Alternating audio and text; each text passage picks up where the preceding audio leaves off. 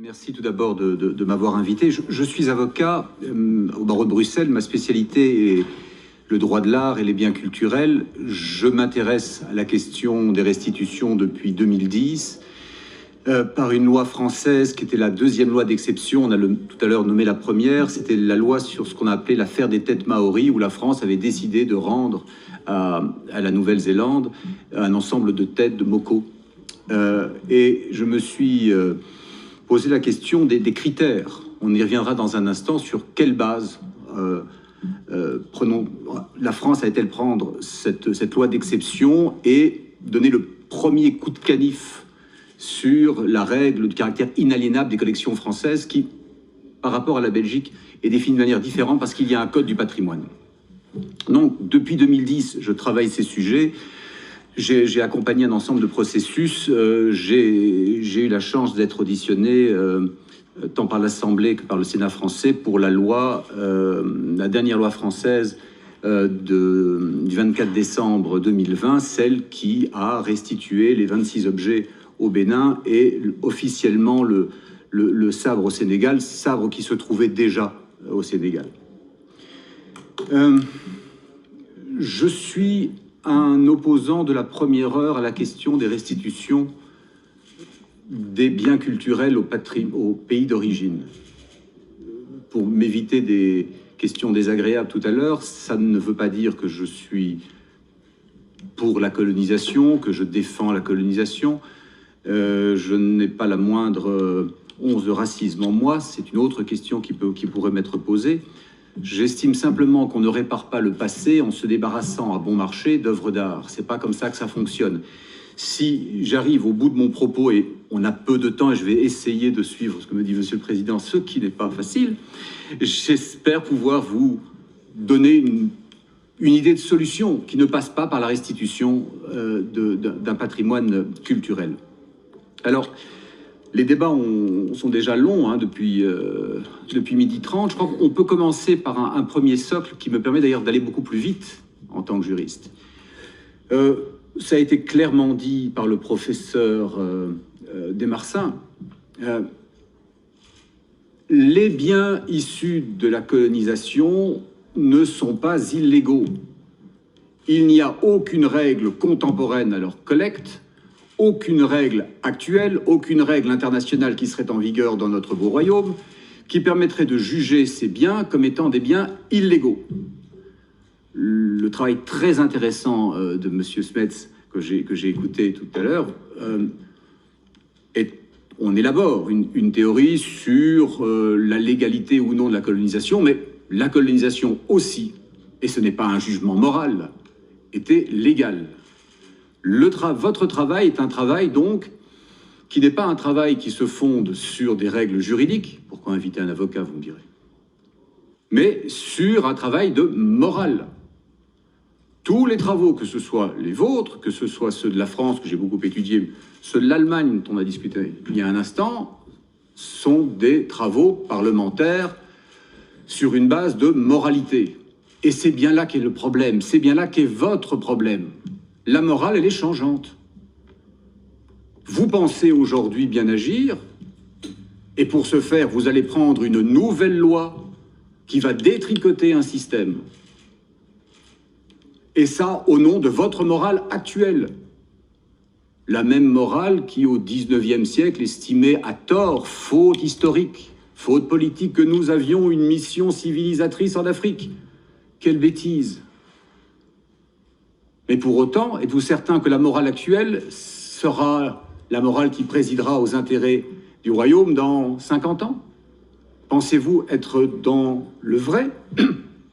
Quand on lit le rapport des experts, c'est un rapport moralisant. On est clairement dans une action de repentance, et cette repentance, pour ce qui nous occupe aujourd'hui, on veut la réparer avec des œuvres d'art. Une fois passé ce premier socle, celui de la légalité, celui de la discussion en morale, je vais essayer de parler rapidement de quelques questions. 15 minutes, on va se demander pourquoi restituer, Que restituer? Jusqu'où va la démarche? Très intéressant l'intervention qui, malheureusement, n'a pas pu se terminer il y a un instant. Sur cette dimension, jusqu'où on va. On parlera rapidement des conditions de conservation aussi dans le pays d'origine. C'est un sujet compliqué. Je me permettrai une petite critique du projet de loi, parce qu'il n'y a pas le critère de restitution. Où est le critère de restitution? Est-ce qu'on n'est pas dans un arbitraire? Est-ce on ne prévoit pas une loi en fait qui se fonde sur un aléa? Que fera-t-on? J'aurais aimé parler rapidement de deux exemples qui ont été évoqués, ces exemples d'objets qui se retrouvaient dans un tweet de M. Thomas Dermine où il nous disait « Het is niet van ons, punt, ce n'est pas à nous ». Deux fétiches, intéressants de parler de l'histoire de ces fétiches. Est-ce qu'on aura le temps? Et après, si je peux toujours, j'essaierai d'avoir une solution qui me semble beaucoup plus intéressante que de se limiter à la simple restitution. Alors, je n'ai pas de slide, je n'ai pas de PowerPoint, mais je ne suis pas venu seul. Je suis venu avec une figure d'ancêtre Mba, Congo, 19e siècle, fin du 19e siècle, et avec une vierge qui est Bakongo. Et je vais vous demander, pendant que vous avez la gentillesse de m'écouter, de vous poser une question. Que voyez-vous sur ces deux objets d'art? Est-ce que vous voyez la qualité de la statuaire, le génie des mains africaines? La représentation d'un ancêtre, c'est pas évident. Il a fallu faire des arbitrages artistiques. Est-ce que vous voyez cela comme moi je les vois? Est-ce que vous voyez l'évocation d'un passé culturel, spirituel africain? Est-ce que vous voyez le symbole d'une oppression qu'il faut absolument rendre à l'Afrique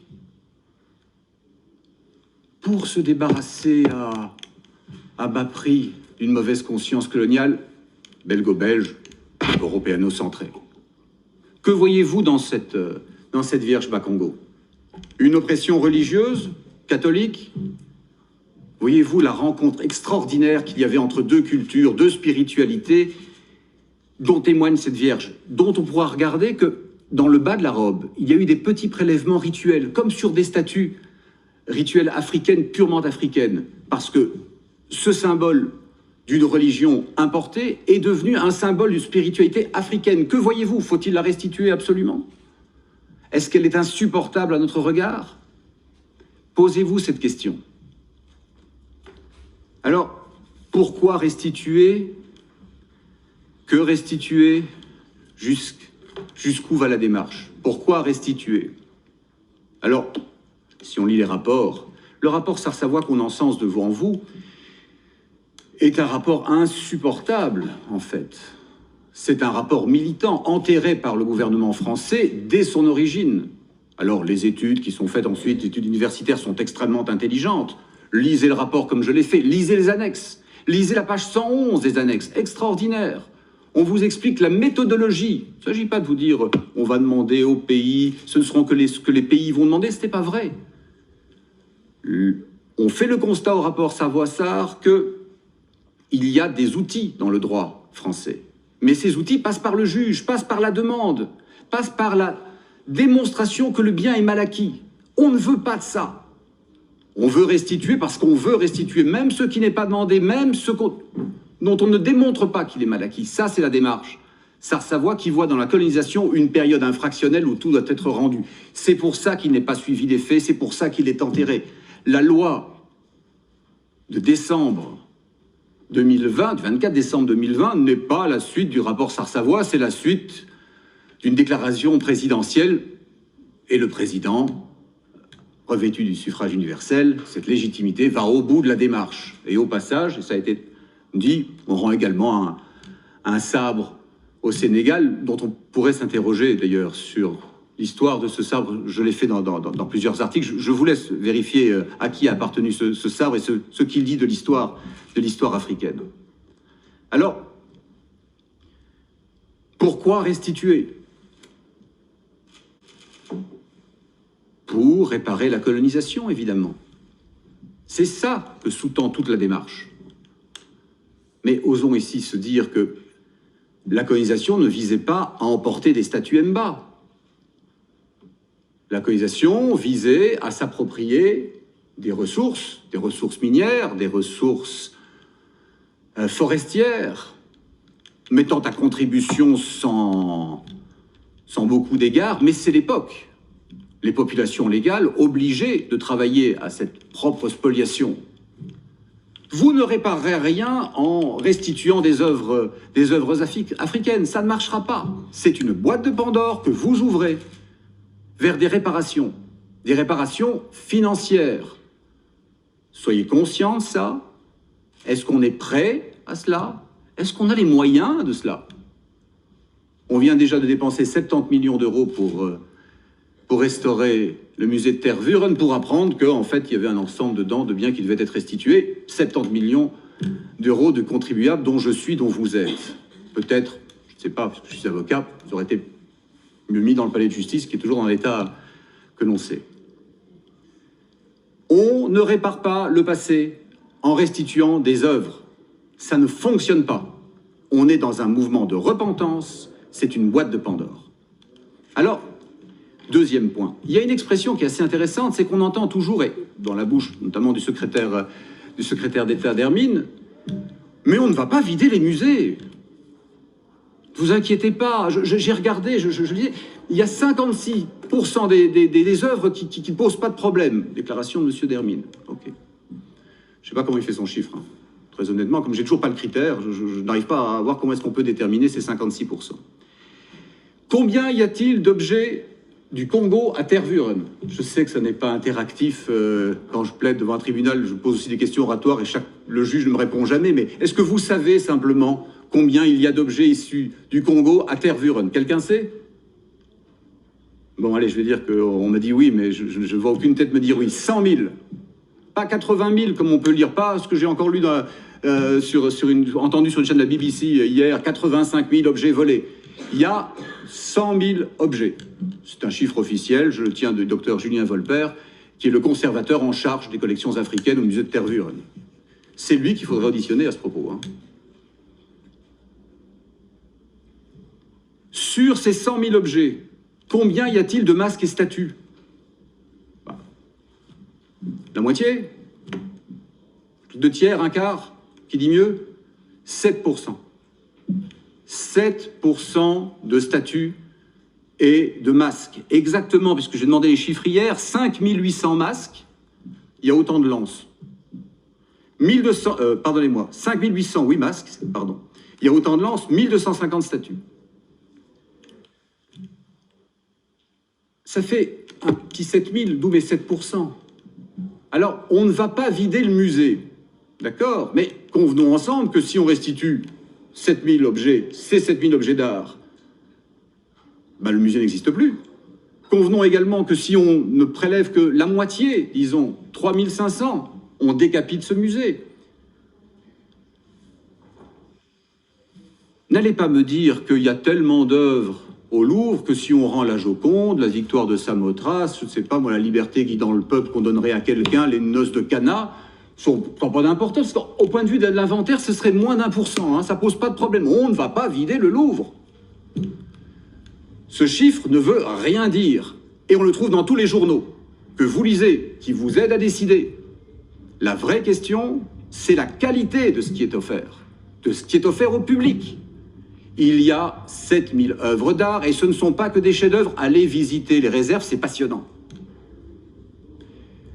Si la démarche va jusqu'au bout, et j'ai bien l'impression que vous irez jusqu'au bout, prenez le masque Luba, qui est l'emblème du musée, prenez le fétiche de Lusinga, prenez celui collecté par Delcommune, prenez comme ça une cinquantaine d'objets. Et franchement, le musée de Tervuren n'a plus grand intérêt d'un point de vue artistique. Et je considère qu'à chaque fois qu'on restitue une œuvre d'art africaine, c'est un ambassadeur qu'on congédie. C'est une ambassade que l'on ferme. Voilà ce que l'on fait. J'étais dans les années 70 à l'école 6 de Forêt. J'ai visité Tervuren. On ne m'a pas dit que la colonisation c'était merveilleux, on m'a dit « regarde !» J'ai dû faire un petit rapport, une petite rédaction. On avait reçu des feuillets au stencil. Vous vous souvenez, ça sentait très mauvais. Et on m'a expliqué ce qu'était l'Afrique, la qualité des mains africaines. Le musée de Tervuren est une ambassade. Restituer est une faute historique. alors qu'il faudrait nous expliquer à quel point ces peuples étaient grands, ces peuples étaient forts, voilà à quoi ça sert. Ça n'empêche pas d'avoir des accords. J'empiète un petit peu sur ma conclusion. Restituer est une faute historique qui ne réparera pas le passé. Au pas de charge, pardon, j'essaie de vous obéir. Les collections privées. Autre déclaration politique.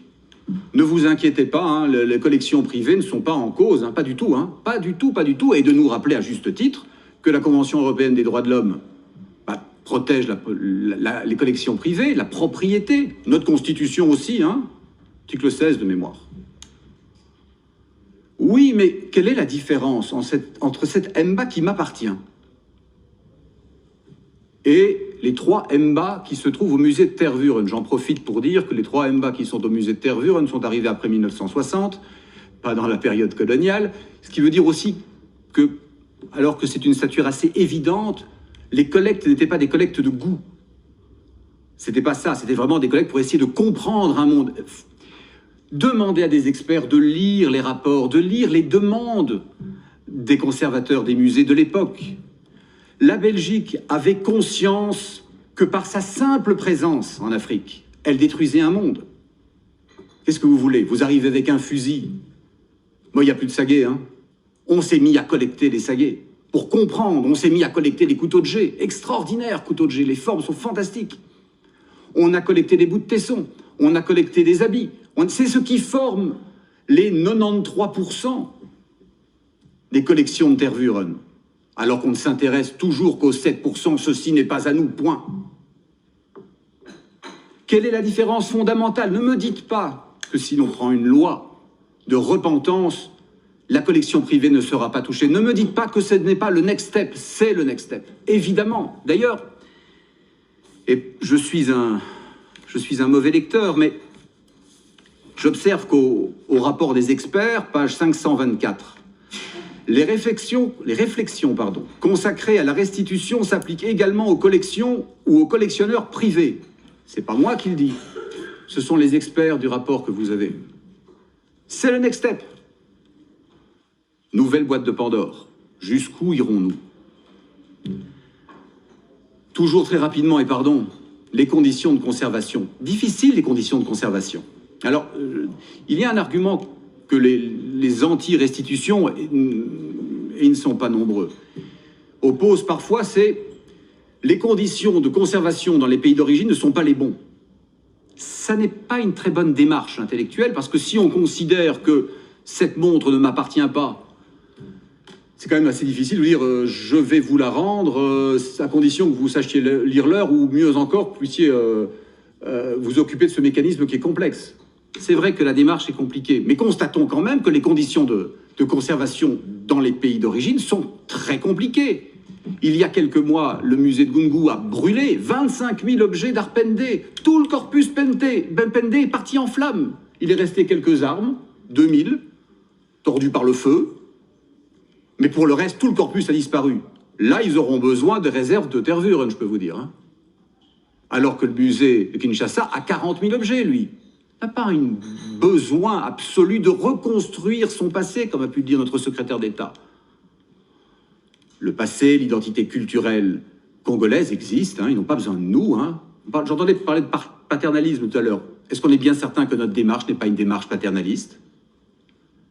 Est-on certain qu'ils ont besoin de nous pour pouvoir se recréer une conscience? Mais quelle prétention! Alors, les conditions de conservation sont un vrai souci. C'est une opposition difficile à manier, mais c'est un vrai souci. Toujours dans la même idée, vous savez que l'Institut des musées nationaux du Congo va être chassé du mont Ngaliema, là, par décision présidentielle, pour faire des villas avec la vue sur le fleuve. Et le conservateur, c'est dans la presse, de pleurer quand on lui pose la question des collections belges, en disant « c'est pas mon problème, il y a une tragédie actuelle, ici au Congo ». Les conditions de conservation doivent quand même se poser. Alors, rapidement toujours, et sous votre regard, Monsieur le Président, vous m'interrompez dès que vous voulez. Petite critique du projet de loi.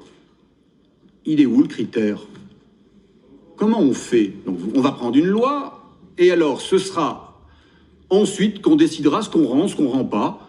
Alors, en un sens, j'en ai ce que me disait Madame de Clipeleux, la loi est plus refermée, elle déplore qu'on n'a pas déjà prévu toutes les conditions. Oui, mais sauf que toutes ces conditions n'étaient pas légales, c'est le Conseil d'État qui le dit. Donc, quand même, un tout petit peu respecter l'état de droit, me semble-t-il. Il n'empêche que le projet de loi tel qu'il est, moi je veux bien, il est sujet à un aléa, on prend une loi dont l'application sera aléatoire. Ça me permet d'arriver à un nouveau sujet. Ceci n'est pas à nous. Très bien. Deux fétiches, là peut-être qu'une photo aurait été bien, mais ça a été montré tout à l'heure. Vous avez d'un côté un fétiche à clous, dans ce tweet de M. Dermine, collecté par Delcommune en 1878, et de l'autre, vous avez le fameux fétiche de Lusinga, collecté en 1884. Deux petites choses, comme ça, rapidement, qui sautent à l'oreille. 1878, c'est pas l'État indépendant du Congo, hein. C'est bien avant. Alors Delcommune, il est belge. Oui, mais il travaille pour une factory française. Où est votre responsabilité? Où est notre responsabilité collective? Jusqu'où va-t-elle? Le fétiche de Lusinga, pareil, hein, 84, alors vous allez me dire, c'est à 1 an près. Oui, mais c'est comme ça que fonctionnent les feux rouges, hein, je suis désolé, c'est comme ça que fonctionne la loi. Si on met un critère, il faut essayer de le respecter. Donc ces deux fétiches qui ne seraient pas à nous, point, j'ai pas compris pourquoi. Et le problème, c'est que cette pensée, c'est elle qui détermine toute la démarche, c'est celle qui nous réunit aujourd'hui.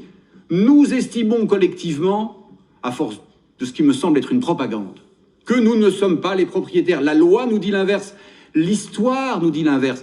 Notre devoir de conservation, notre devoir d'éducation des Belges nous dit le contraire. Notre devoir fraternel de nous entendre avec le Congo nous dit le contraire. Et j'en viens à ce qui me semble être une solution. On ne se débarrasse pas des œuvres d'art. Oui, désolé, monsieur Deby. Je fais 3 minutes. Vous terminez? Oui, je termine. Vu le schéma qui est assez strict dans notre commission. J'ai vu ça merci. Avec les précédents intervenants.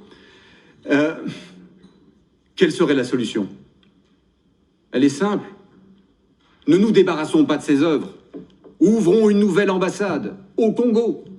Un Africa Museum de Kinshasa, où nous partagerions nos œuvres. Faites mieux encore. Faites un musée universel là-bas, partageant les œuvres issues du Congo, mais partageant nos œuvres aussi, celles qui ont été créées sur ce territoire. Échangeons, discutons. Le Congo est notre frère. Les Congolais sont nos frères. Ne les traitons pas avec mépris en leur rendant ce que nous estimons ne plus pouvoir être vu parce que nous avons un problème avec le passé colonial.